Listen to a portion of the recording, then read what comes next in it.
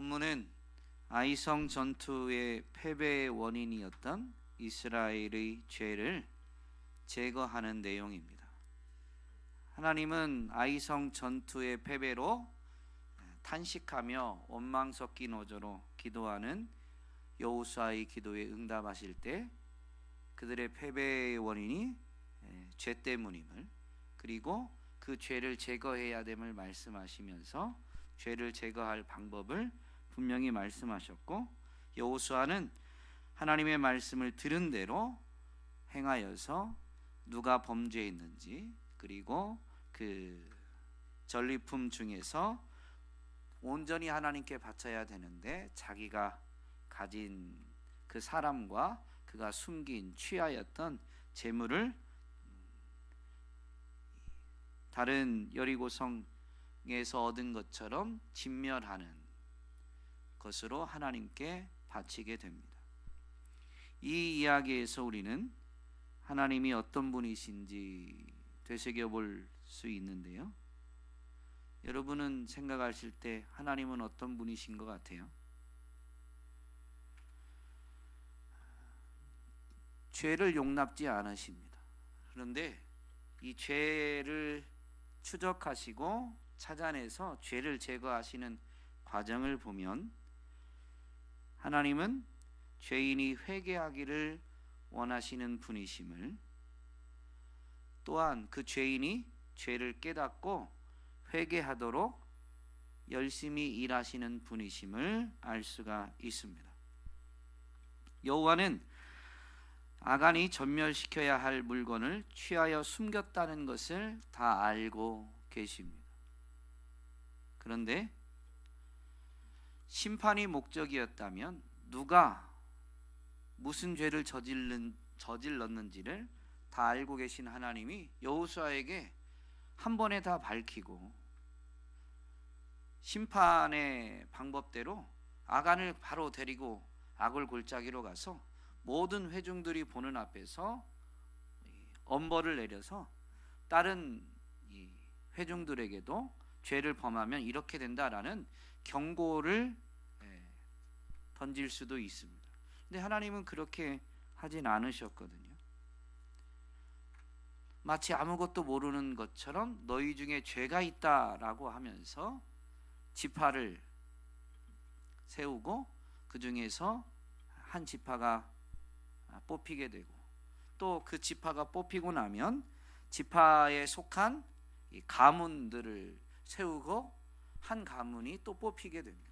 그러면 그 뽑힌 가문들 중에서 모든 사람을 세워서 집안을 뽑고, 그 집안이 뽑히게 되면 그 집안의 장정들을 다 또 세워서 그 중에 누가 했는지를 이렇게 뽑게 됩니다.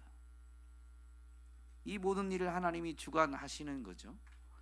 근데 그 일을 주관하시는 것은 누가 범죄했는지를 알기 때문에 지파를 뽑아내고 가문을 뽑아내고 집안을 뽑아내고 그리고 범죄한 당사자를 뽑아낼 수가 있습니다. 중간 과정을 생략할 수 있다는 거죠. 그런데 왜 하나님은 이런 번거로운 모든 것을 알고 계신데 왜 이런 번거로운 일을 자청하시느냐라는 것입니다. 죄인을 찾아내서 죄의 삭슬, 죄에 대한 심판을 내리는 것 자체가 목적이 아니기 때문입니다. 이 과정이 진행되는 동안 죄를 저지른 사람은 분명히 알거든요. 하나님이 아시고 죄를 범한 사람이 알아요. 그러면 이 많은 사람들 중에 범죄한 이 대상자의 범위가 좁혀져 갈 때 당사자는 계속 마음이 졸이게 되어 있죠. 하나님은 그 가운데에서 그 사람이 자원해서 자기 죄를 자백하길 원하신 것입니다. 이런 하나님의 마음은 영적으로 더욱 암울했던 그런 시대의 선지자를 통해서 직접 하나님의 마음을 드러내십니다. 에스겔 선지자를 통해서 이렇게 말씀하시죠. 악인이 죽는 것을 내가 조금이라도 기뻐하겠느냐. 오히려 악인이 자신의 모든 길에서 돌이켜서 사는 것을 내가 참으로 기뻐하지 않겠느냐 라고 말씀하십니다.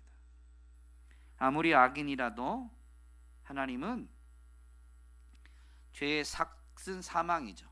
그러므로 그 악인은 죄에 대한 결과로는 죽어야 맞아요.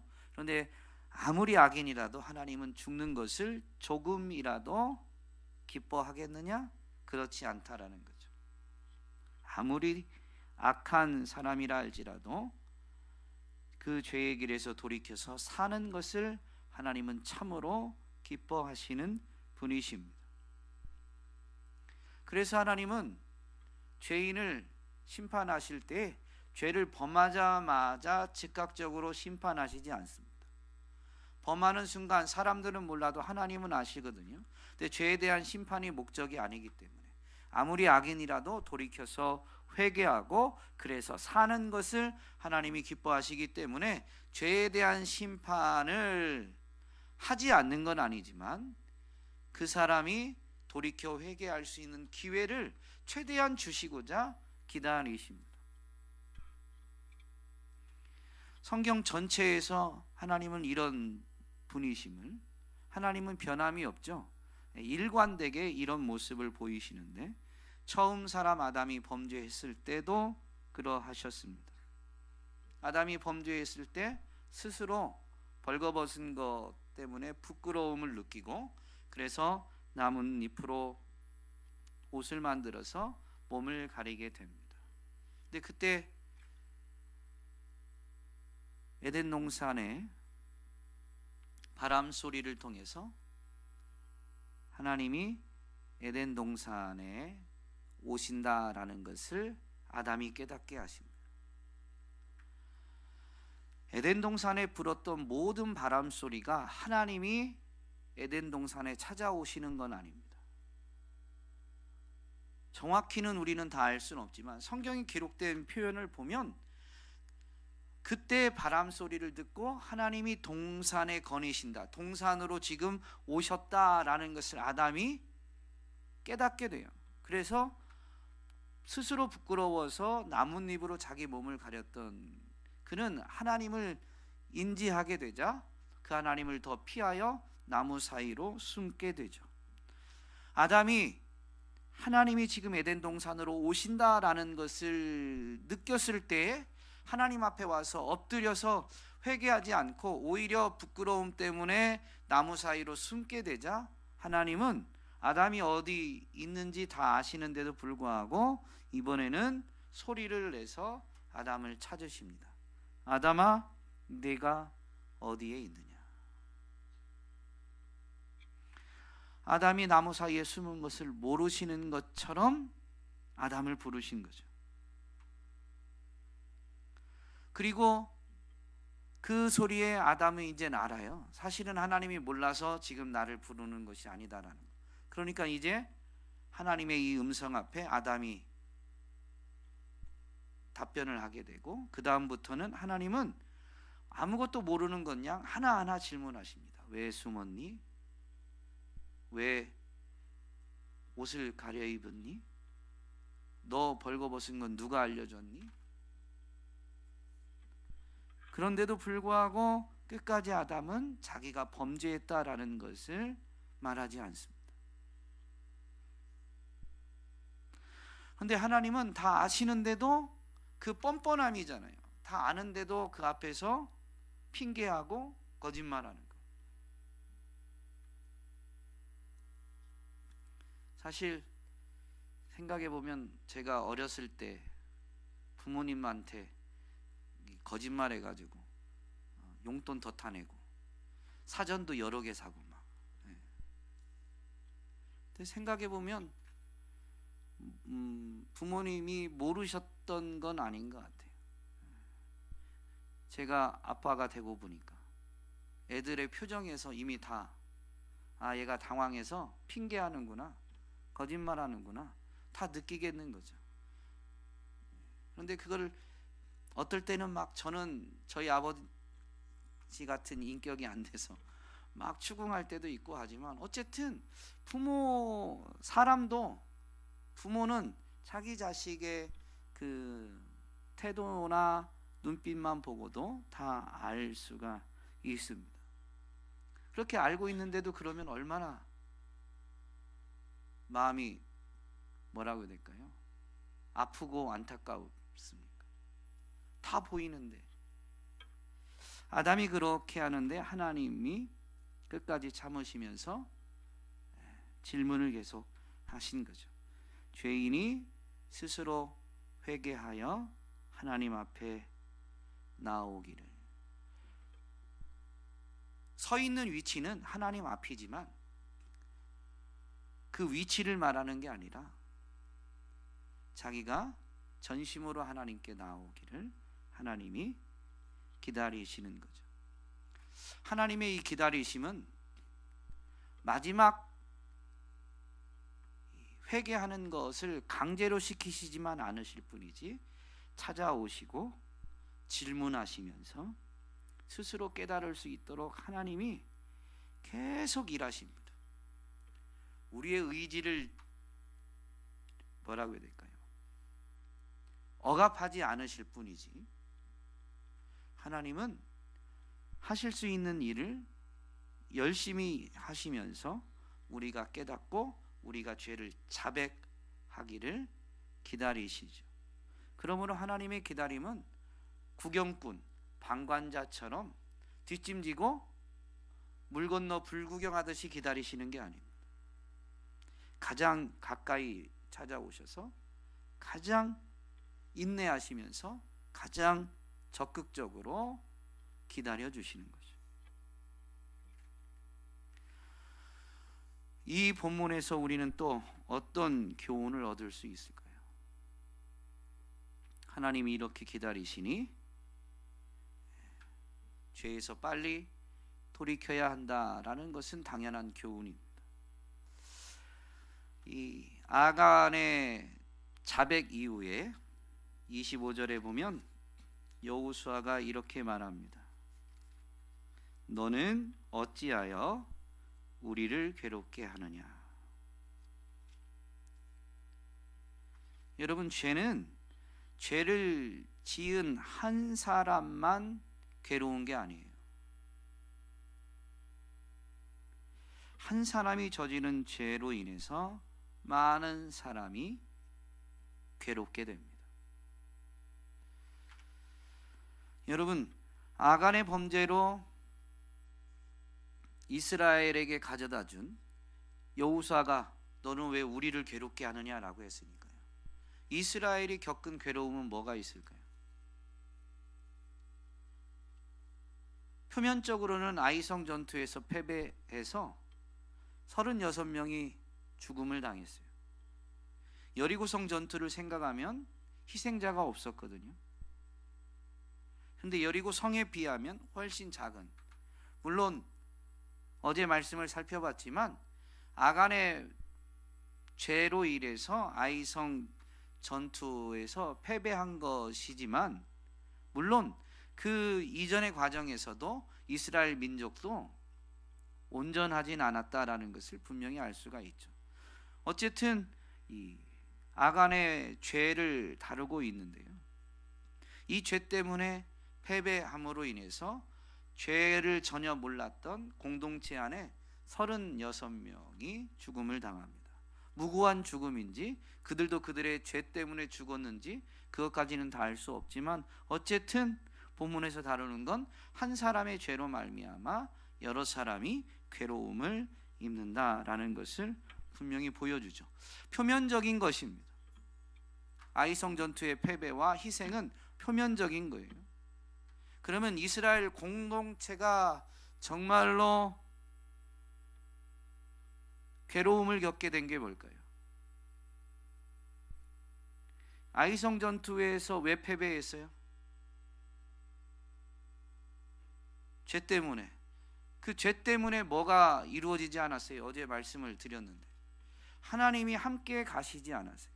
하나님이 함께 할 때는 여리고성도 희생 없이 정복할 수 있었는데 하나님이 함께 하시지 않으셨다라는 겁니다. 여러분, 우리는 영적인 관점을 잃어버리면 안 되는데요.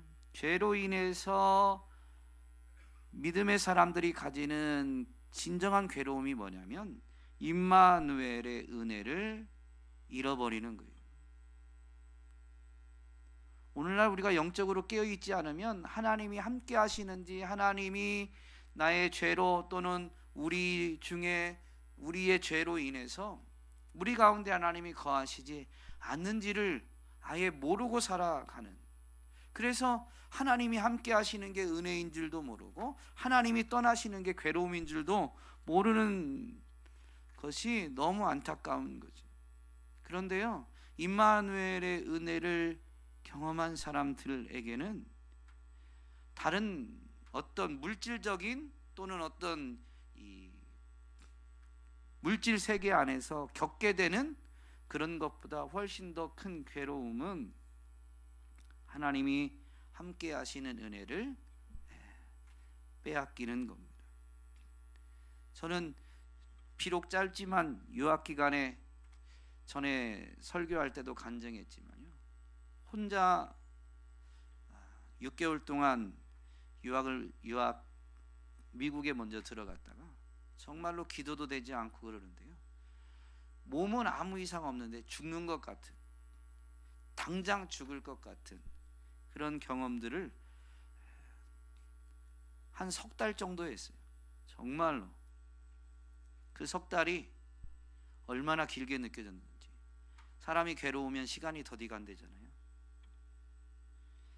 그때 아내가 한 병원에서 오래 이제 근무해서 수간호사로 진급이 되는 때였는데, 제가 통화할 때 유일하게 이제 기도도 안 되니까 대화를 하고 위안을 얻는 게 아내와의 이 전화 통화인데, 너무 죽을 것 같아 가지고요, 저 혼자 갔는데 들어와야 되겠다 그랬어요. 수간호사도 되고 이제 돈 보내줄게, 혼자 살면 안 돼 그랬거든요. 아내가 저한테 안 돼, 죽을 것 같으니까. 정말로 너무 제가 좀 그때는 이기적이었을 수 있죠. 근데 너무 힘들고 괴로우니까 안 되겠다, 그게 대단해도 와야 되겠다. 그래서 가족과 함께 이제 유학의 시간들을 버티게 되었는데요, 어쨌든 그 기간을 보면 정말로 그 하나님이 나와 함께 하신다라는 것이 느껴지지 않는 게 얼마나 큰 아픔이고 두려움인지를 분명히 깨달았습니다. 여러분, 다른 어떤 거하고도 비교할 수가 없어요. 죄의 결과는 죄를 범한 한 사람만 임마누엘의 은혜를 잃어버리는 게 아니라요, 그가 속한 공동체가 온전한 임마누엘의 은혜를 누리지 못하게 되기도 합니다. 그러므로 죄의 파괴력이 얼마나 큰지 우리는 간과해서는 안 되는 거죠. 죄의 결과가 물질 세계에서 표면적으로 즉각적으로 나타나는 것은 아닙니다. 그러나 임마누엘의 은혜가 죄로 인해서 누려지지 않는 것처럼 파괴적인 것이 없다라는 것을 우리는 결코 간과해서는 안 되는 거죠. 또 아간의 범죄로 인해서 이스라엘이 괴로움을 겪게 되는데, 그 괴로움은 관계에서 아픔과 상처를 입는 것입니다. 죄는 사람과 사람 사이의 관계도, 하나님과의 관계만이 아니라 사람과 사람 사이의 관계도 깨트리게 됩니다. 특별히 공동체가 영적인 것을 우선하고 정말로 하나님 앞에서 임마누엘의 은혜를 온전히 누리고자 한다면 죄를 제거해야 되거든요. 죄인을 미워해서가 아니라 죄를 제거하기 위해서 행하게 되는 일들이 사실은 관계에서도 이 아픔이 되더라라는 것이죠. 아간을 소개하는데 본문에서 보면 아간은 4대를 소개합니다. 범죄자인데 이 사람을 소개하는데 증조부부터 아간까지 4대를 소개하고 있죠. 그만큼 이 아간의 집안 가문이 영향력이 있었다라는 것을 보여주는 겁니다. 그러면 이 이스라엘 공동체 안에서 영향력이 있는 가문 집안이었다라고 하면 그 가문과 연결된 그 가문과 관련이 있는 사람들은 얼마나 많겠습니까? 그런데 죄를 제거하기 위해서 아간을 심판하고자 한다면 가까이는 아간의 집안 사람들, 아간의 가문에 있는 사람들은 얼마나 아픔을 겪게 되고 그것은 아간 한 명을 이제 심판함으로 끝나는 게 아니죠. 하나님의 백성들에게 선한 영향력을, 거룩한 영향력을 끼치는 집안에서 이제는 수치를 짊어지는 집안이 되어버리는 겁니다. 그와 연관된 다른 사람들도 한 사람의 죽음 앞에 결코 잘됐다라고는 말할 수가 없죠. 그 심판을 행하면서 아픔을 간직하고 상처를 가지고 살아가게 되어 있는 겁니다. 무안 공항에서 일어난 사건 때문에 온 나라가 아파하죠. 거기에서 희생당한 분의 가족이 아니어도 거기서 희생당한 사람들의 어떤 친구가 아니어도 이러한 사건 자체는 나라 전체적으로 엄청난 아픔을 가져다 줍니다. 죄를 공동체 안에서 제거하는 것도 죄를 제거하는 거니까 당연시하고 정당화할 수는 없어요. 죄를 제거하는 것은 불가피한 일이지만 그로 인해서 겪게 되는 아픔은 그 죄를 제거하는 데 참여하는 모든 사람들이 짊어지게 되는 거죠. 그러므로 우리는 죄와 싸우는 영적 싸움에서 승리하도록 자기 자신만을 위해서 기도할 것이 아니라요, 내가 속한 공동체 모두가 죄와 싸워 이길 수 있도록 늘 깨어서 기도해야 하는 것입니다. 근데 우리는 오늘날은 너무 이 개인주의가 팽배해서 영적인 관점, 영적인 세계에서도 나 자신만 생각하는 부분이 좀 많이 있는 것은 아닌지 염려가 됩니다. 아간이 이렇게 하나님이 찾아오시고 질문하시면서 적극적으로 기다리시는데 아간은 왜 조금 더 일찍 하나님 앞에 죄를 자백하고 회개하지 않았을까? 여러분 어떻게 생각하세요? 여러 가지 이유를 생각해 볼 수 있습니다. 이건 묵상이기 때문에 성경에 있는 본문에서 그 이유를 찾을 수는 없습니다. 첫째는 가정이지만 생각해 보는 겁니다. 아간이 하나님이 자신의 죄를 알지 못한다고 생각했기 때문에 지금 범죄한 자기 자신을 찾아서 좁혀오는 그 하나님의 일하심 현장에서도 끝까지 회개하지 않은 것일 수 있습니다. 그런데 성경은 이런 사람을 뭐라고 하냐면 어리석은 사람이라고 합니다. 시편 기자는 어리석은 사람은 그의 마음에 이르기를 하나님이 없다. 하나님이 없다는 것은 존재 자체에 대한 부정일 수도 있지만 성경이 말하는 하나님에 대한 부정, 모든 것을 아시고 모든 것을 보시는, 모든 것을 보시고 아시는, 그래서 정말로 각 사람이 행한 대로 심판하시는 하나님에 대한 부정일 수도 있는 거죠. 하나님이 나의 죄를 알지 못한다라는 것 또한 하나님이 계시지 않다라는 시인의 표현과 다르지 않습니다. 둘째는 첫 번째와 크게 다르지는 않지만 어쨌든 성경에서 오늘 우리가 하나님이 어떤 분이신지를 되새겨 보았는데, 하나님이 오래 참고 기다리시면서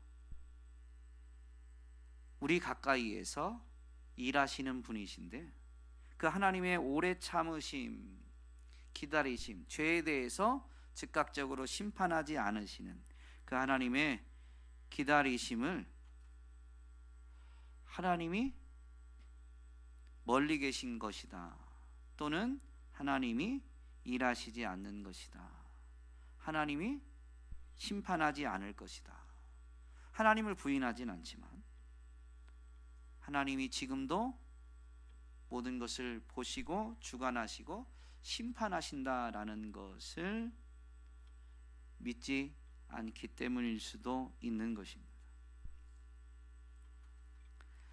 또는 이제 사람의 편에서 생각해 보면, 아간이 어제 말씀을 살펴본 것처럼 여리고성 함락할 때 하나님 말씀에 순종한 것들, 또는 공동체 안에서 그의 집안과 가문이 가지는 영향력들을 생각해 볼 때에 자신의 수고와 열심을 공로로 생각하고, 그래서 많은 것들을 대부분은 바치지만 그 전리품 중에 이 정도는 내가 취하여도 내 공로에 비하면 괜찮다라고 생각했기 때문에 자기는 공로가 있고 공로에 대한 당연한 대가로 이 정도는 취해도 된다, 취하여도 된다라고 생각하니까, 즉 자기가 죄를 지었다라고 생각지 않으니까 끝까지 회개하지 않은 것일 수 있습니다.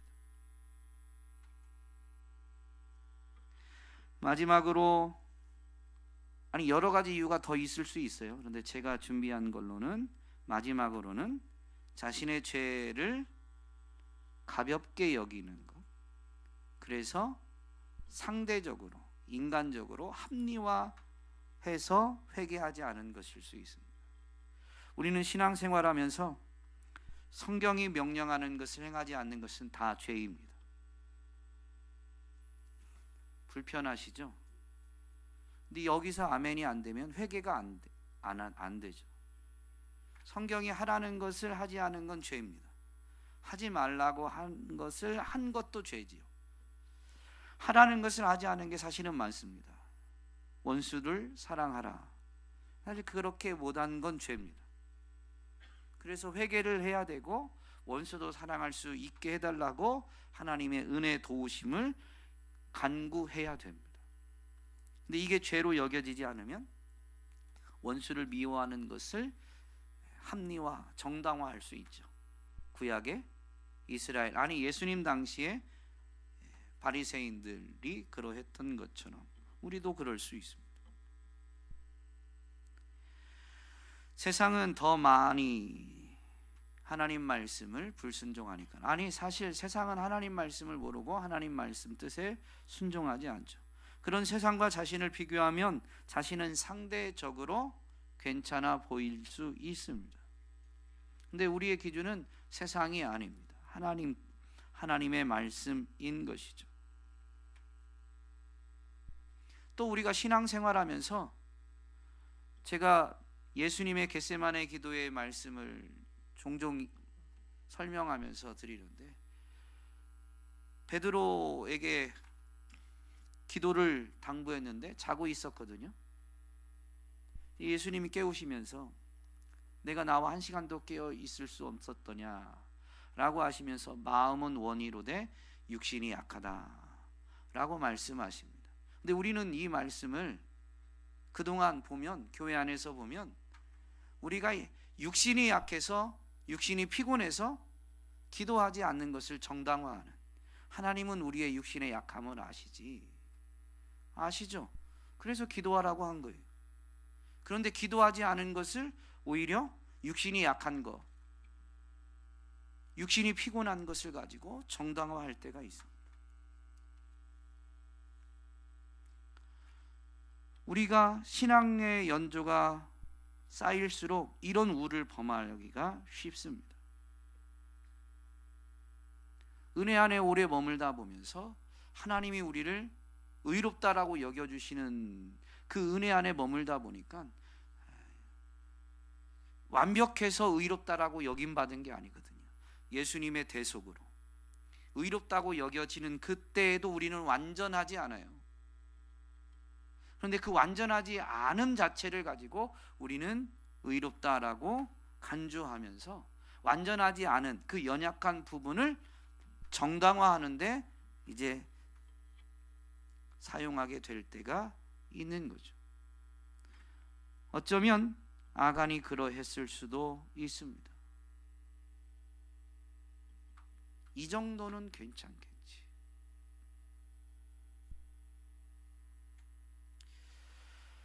이외에도 여러 가지를 생각해 볼 수 있지만, 그러나 어떤 이유든지 죄를 지은 것은 하나님 앞에서 결코 정당화될 수 없습니다. 무엇보다도 회개하지 않는 것은 악인이라도 회개하고 돌아오기를 원하시는 하나님의 마음을 거절한 것입니다. 죄이죠. 그리고 하나님은 죄인이 악인이 회개하고 돌아오기를 기다리시는데 오늘 말씀을 살펴본 것처럼 적극적으로 일하시면서 기다리시는 분이십니다. 그 하나님의 열심, 그것을 무용지물로 만든 하나님의 열심을 배반한 것입니다. 그러므로 오늘 우리는 이 말씀 앞에서 정말로 하나님의 열심만큼 회개의 열심을 내야 한다라는 것을 잊지 말아야 됩니다. 우리가 하나님과 동일한 열심을 가질 수는 없지만 적어도 하나님이 얼마나 열심을 내셨는지를 깨달았다면 우리는 죄를 회개하는데 열심을 내야 되고, 그래서 죄를 자백하고 회개하면서 끊임없이 하나님의 뜻에 순종하는 삶을 다시 도전하면서 하나님께 더 가까이 나아가는 삶을 살아낼 수 있어야 되겠습니다. 그러면 임마누엘의 은혜를 확인하시고 하나님 살아계신 좋으신 분이시다, 여기 이렇게 일하셨다라고 분명히 간증하게 되실 겁니다. 그런 은혜가 있기를 주님의 이름으로 축복합니다.